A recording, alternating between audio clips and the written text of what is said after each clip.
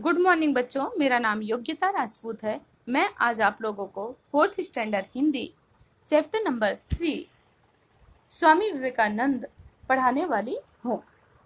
चलिए चैप्टर में आगे बढ़ने से पहले हम स्वामी विवेकानंद जी के जीवन के बारे में कुछ जान लेते हैं। स्वामी विवेकानंद जी का जीवन परिचय। विश्व में कुछ ऐसे महान लोग हुए हैं जिन्होंने अपने कार्यों से अपने समाज और देश का नाम ऊंचा किया है। अपने ज्ञान से संसार को नई दिशा दी है। स्वामी विवेकानंद ऐसे ही संत थे जिन्होंने अपना सब कुछ मानव जाति के कल्याण के लिए भेंट कर दिया है। स्वामी विवेकानंद जी का जन्म सन 1863 ईस्वी को 12 जनवरी को मकर संक्रांति के दिन कोलकाता में हुआ था। उनके बचपन का नाम नरेंद्र नाथ था। उनका उपनाम नरेंद्र था। उनके पिता का नाम विश्वनाथ दत्त था। वे उच्च न्यायालय में वकील थे। उनकी माता का नाम भुवनेश्वरी देवी था, जो बहुत ही धार्मिक प्रवृत्ति की महिला थी। स्वामी विवेकानंद के ऊपर उनके माँ का विशेष प्रभाव पड़ा हुआ था। स्वामी विवेकानंद बचपन से ही बहुत कुशाग्र बुद्धि के थे। उनके गुरु का नाम स्वामी रामकृष्ण परमहंस था। उन्होंने ही नरेंद्र को विवेकानंद नाम दिया था। सन 1893 ईस्वी को शिकागो में वे धर्म सम्मेलन में उन्होंने भारत का प्रतिनिधित्व किया था और समस्त विश्व में भारतीय धर्म का डंका बजाया था।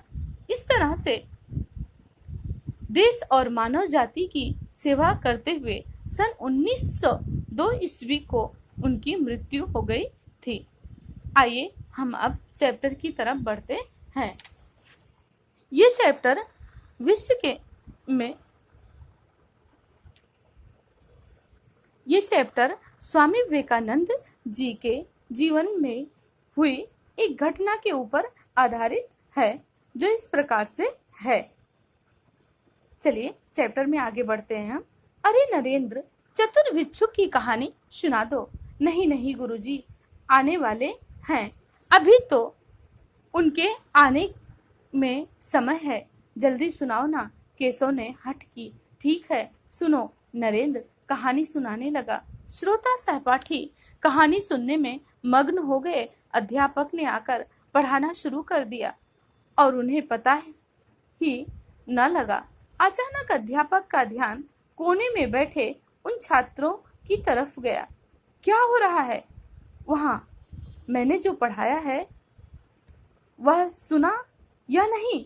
खड़े हो जाओ तुम चारों, मेरे प्रश्नों के उत्तर दो। अध्यापक ने सबसे प्रश्न पूछे। नरेंद्र को छोड़कर अन्य कोई उत्तर न दे सका। शिक्षक ने कहा, नरेंद्र को छोड़कर सभी खड़े रहो। कक्षा में बातें करने का दंड तो मिलना ही चाहिए। गुरुजी, मुझे भी दंड दीजिए, कहानी मैं ही सुना रहा था। नरेंद्र ने स्वीकारा। नरेंद्र की सच्चाई और ईमानदारी देखकर अध्यापक दंग रह गए। सच बोलने वाला यह बालक नरेंद्र आगे जाकर स्वामी विवेकानंद के नाम से प्रसिद्ध हुआ। ये घटना उस समय की है जब स्वामी विवेकानंद स्कूल में पढ़ते थे। उस समय की बात है कि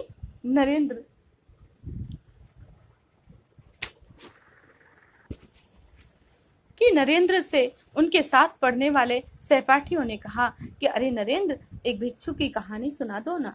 नरेंद्र कहता है, नहीं नहीं गुरुजी, आने वाले हैं, इस समय मैं आपको कहानी कैसे सुना सकता हूँ। सभी ने कहा, नहीं सुनाओ। सबके आग्रह करने पर नरेंद्र कहानी सुनाने लगता है और सभी कहानी सुन रहे होते हैं। इतने में गुरुजी अचानक आ जाते हैं और सभी की तरफ देखने लगते हैं। कहते हैं, ये क्या हो रहा है? जो मैंने पढ़ाया और सभी को याद है या नहीं याद है? सभी मेरे प्रश्नों का उत्तर दो, चलो। ऐसा कह करके सभी को 1 by 1 खड़े करते हैं और अपने प्रश्नों का उत्तर पूछने लगते हैं। शिक्षक ने कहा मीन्स अध्यापक ने कहा कि नरेंद्र को छोड़कर सभी मेरे प्रश्नों का उत्तर देंगे, लेकिन कोई प्रश्नों का उत्तर दे ही नहीं पाया। तब अध्यापक ने क्या किया, मीन्स शिक्षक ने क्या किया कि सभी बच्चों को खड़ा कर दिया। उन्होंने कहा कि क्लास में बात करने का दंड तो आप लोगों को मिलना ही चाहिए। दंड मीन्स सजा, आप लोगों को उसकी सजा तो मिलनी ही चाहिए। चलिए सभी लोग खड़े रहो। जब ये अध्यापक ने सभी को दंड दिया, मीन्स सभी को सजा दिया, सभी को पनिशमेंट किया, तब नरेंद्र ने कहा गुरुजी मुझे भी दंड दीजिए। नरेंद्र ने सामने से ही कहा कि गुरुजी आप मुझे भी सजा दीजिए। मैं ही कहानी सुना रहा था, क्योंकि जितनी सजा इन लोगों को मिली हुई है उतनी ही सजा का हकदार मैं भी हूँ। मैं ही कहानी सुना रहा था। नरेंद्र ने स्वीकार किया, और नरेंद्र की सच्चाई और ईमानदारी को देखकर अध्यापक जो थे वो दंग रह गए, वो स्तब्ध रह गए। वो सोचने लगे कि सच कि इस तरीके से कोई बालक कैसे सच बोल सकता है। अगर आप लोगों से भी कोई चीज पूछा जाए, कोई गलती करते हो तब पूछा जाए, तब आप कहोगे नहीं मैंने नहीं किया, इसने किया, उसने किया। लेकिन बालक नरेंद्र में ये सच्चाई थी कि जो उसने गलती की थी उसे स्वीकार करने की उसमें ताकत थी। गलतियां तो सभी से होती हैं, लेकिन उन गलतियों को स्वीकार करके उनसे सीख लेकर के आगे बढ़ जाने वाले की गलतियां जो है वो गलतियां नहीं होती हैं। और नरेंद्र ने ईमानदारी से अपनी गलती को स्वीकार किया। किसके सामने? अपने अध्यापक के सामने। और कहा कि मैं कहानी सुना रहा था, इसलिए जितना दंड इन लोगों को मिला हुआ है उतना ही दंड मुझे मिलना चाहिए। नरेंद्र की इस बात को सुन करके अध्यापक जो थे वो स्तब्ध रह गए। उनके मुंह से शब्द नहीं निकल रहे थे। वो दंग रह गए कि ऐसे भी कोई बालक सच बोल सकता है। और सच बोलने वाला यह बालक ही आगे जाकर स्वामी विवेकानंद से के नाम से प्रसिद्ध हुआ। जो ये सच बोलने वाला, लोगों के सामने सही बोल रहा था, सच्चाई जिसने कबूल की थी, वह बालक, वह नरेंद्र ही आगे चल करके किसके नाम से विख्यात हुआ, किसके नाम से प्रसिद्ध हुआ? स्वामी विवेकानंद के नाम से प्रसिद्ध हुआ। स्वामी विवेकानंद जी का जन्म 12 जनवरी 1863 को मकर संक्रांति के दिन कोलकाता में हुआ। बचपन का नाम नरेंद्र था, छोटा नाम नरेन पड़ा। उनके पिता का नाम विश्वनाथ दत्त था। वे उच्च न्यायालय में वकील थे।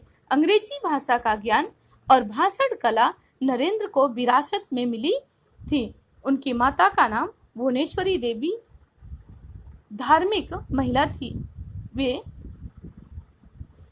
नरेंद्र को रामायण महाभारत के किस्से कहानियां सुनाती थी, जिससे नरेंद्र में धर्म के प्रति रुचि उत्पन्न हुई। उन पर मां का विशेष प्रभाव रहा।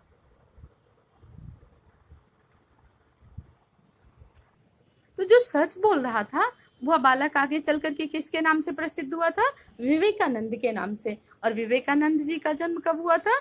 12 जनवरी 1863 ईस्वी को मकर संक्रांति के दिन कोलकाता में हुआ था। उन्हें बचपन में लोग नरेंद्र नाथ के नाम से बुलाते थे। और जैसा हमारा नाम तो कुछ और होता है, लेकिन हमारा उपनाम भी होता है, तो ऐसे उनका उपनाम नरेंद्र था। और उनके पिता जो थे वो, उनका नाम विश्वनाथ दत्त था, जो उच्च न्यायालय में वकील थे। और उन लोगों को अंग्रेजी भाषा का ज्ञान जो था बहुत अच्छे से था। भाषण कला नरेंद्र को, मीन्स लोगों के सामने स्पीच देने की जो कला थी वो नरेंद्र को किस में मिली थी? विरासत में, धरोहर में मिली थी। और उनकी माता का नाम भुवनेश्वरी देवी था, जो एक धार्मिक प्रवृत्ति की महिला थी, जिनमें धर्म संस्कार कूट कूट करके भरे हुए थे। वे नरेंद्र को हमेशा रामायण महाभारत के कहानियां सुनाती थी, जिससे नरेंद्र के मन में भी धर्म के प्रति रुचि जो है वो उत्पन्न हो गई। धर्म के प्रति जो है उनका लगाव बढ़ गया। और उनका माँ पर विशेष प्रभाव रहा। उनके ऊपर उनके माँ का बहुत ही ज्यादा प्रभाव था।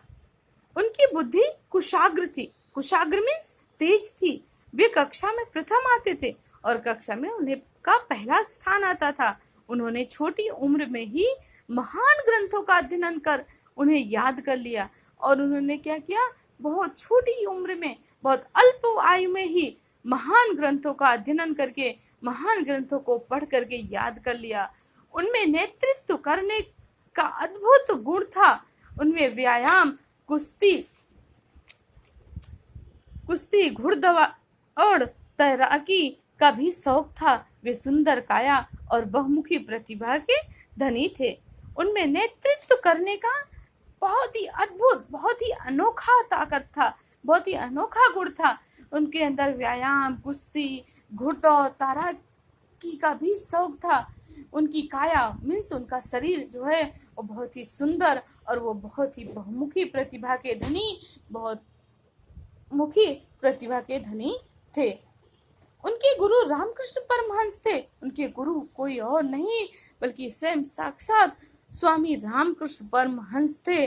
उन्होंने नरेंद्र को विवेकानंद नाम दिया था। उन्होंने ही नरेंद्र को विवेकानंद नाम से संबोधित किया था, या विवेकानंद की उपाधि दी थी। एक बार स्वामी विवेकानंद अमेरिका गए थे। किस लिए अमेरिका गए? अमेरिका के शिकागो शहर में विभिन्न धर्मों के प्रतिनिधि करने, अपने अपने धर्म के विषय में बताने आए थे। तो एक बार क्या हुआ था कि अमेरिका के शिकागो शहर में मीन्स अमेरिका में विभिन्न धर्मों, अलग अलग धर्मों के का प्रतिनिधित्व करने या अपने अपने धर्म के विषय में बताने वहां के प्रतिनिधि आए थे। विवेकानंद ने भारत की ओर से अपना भाषण दिया था। भाषण में उनके संबोधन में भाइयों और बहनों को सुनकर सभा के अंदर तालियां गूंज उठी थी।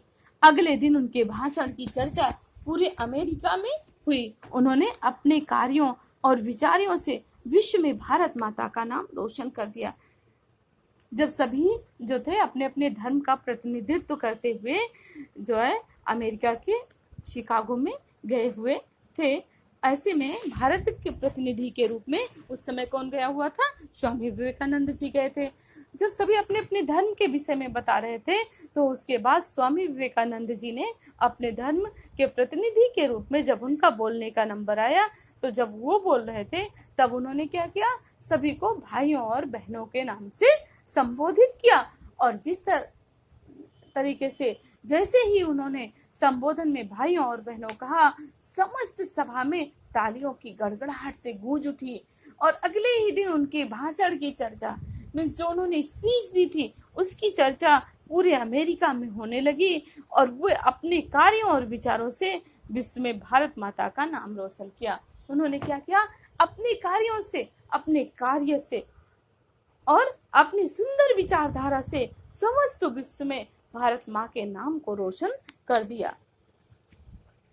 विदेश भ्रमण के दौरान एक दिन विवेकानंद ने देखा कि कुछ लड़के नदी में तैर रहे अंडे के छिलके पर निशाना लगा रहे थे। किसी का निशाना ठीक नहीं लग पा रहा था। विवेकानंद जी उनके पास गए और लगातार कई बार सही निशाने लगाए। एक बार उन्होंने क्या देखा? वो कहां पर गए थे? विदेश भ्रमण, विदेश में भ्रमण करने मीन्स घूमने। उस दौरान उन्होंने क्या देखा? किन्होंने? विवेकानंद जी ने क्या देखा कि कुछ लड़के, थोड़े लड़के हैं जो नदी में तैर रहे अंडे के छिलके के ऊपर निशाना लगा रहे थे। और वो ये भी देख रहे थे कि किसका निशाना लग सकता है, किसका नहीं। किसी का निशाना ठीक लग ही नहीं पा रहा था। उस जो पानी के धारा में जो अंडे का छिलका बह रहा था, सभी उस पे निशाना साध रहे थे, लेकिन किसी का भी निशाना जो है उस पे सही ढंग से लग नहीं रहा था। विवेकानंद जी उनके पास गए और लगातार कई बार सही निशाने लगाए। उन लड़कों ने हैरानी से पूछा। जब विवेकानंद जी ने देखा कि किसी का निशाना सही लग ही नहीं रहा है, तो वो कहाँ गए? उन लड़कों के पास, उन बच्चों के पास गए और उनसे पूछने लगे कि क्या बात है,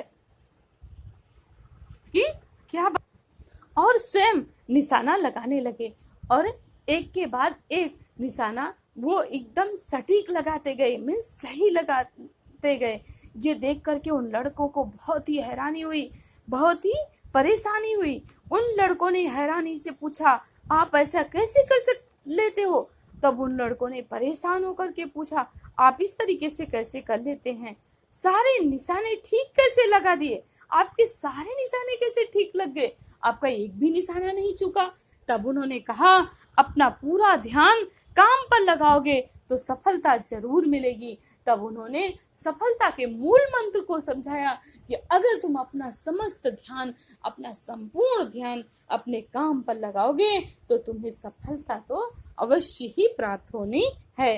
वे केवल एक संत ही नहीं, देशभक्त, वक्ता, विचारक, लेखक भी थे। वो केवल एक संत, एक साधु, एक सन्यासी ही नहीं, बल्कि एक सच्चे देशभक्त थे, एक सच्चे वक्ता मीन्स बोलने वाले थे, एक सच्चे विचारक थे और एक ही बहुत सच्चे लेखक थे।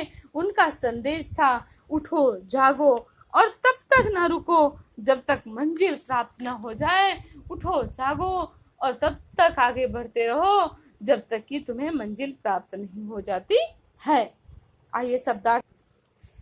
आइए पाठ में आए शब्दार्थ को देखते हैं। भिक्षुक मीन्स होता है भिक्षा मांगने वाला। हठ मीन्स होता है जिद।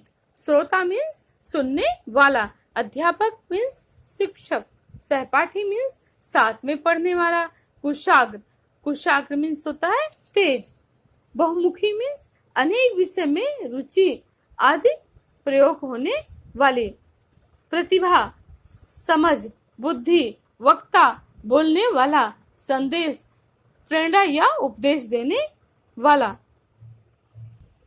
चलिए बच्चों, ये चैप्टर यहाँ पर खत्म होता है और इस चैप्टर से हमें ये सीख मिलती है कि हमें हमेशा जीवन में सच बोलना चाहिए। हमें अपनी गलती को स्वीकार कर लेना चाहिए।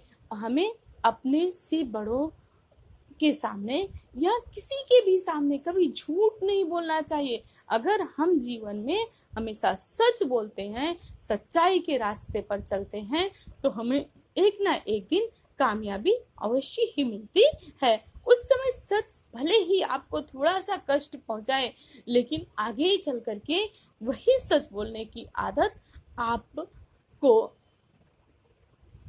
लोगों की नजर में बड़ा बना देती है।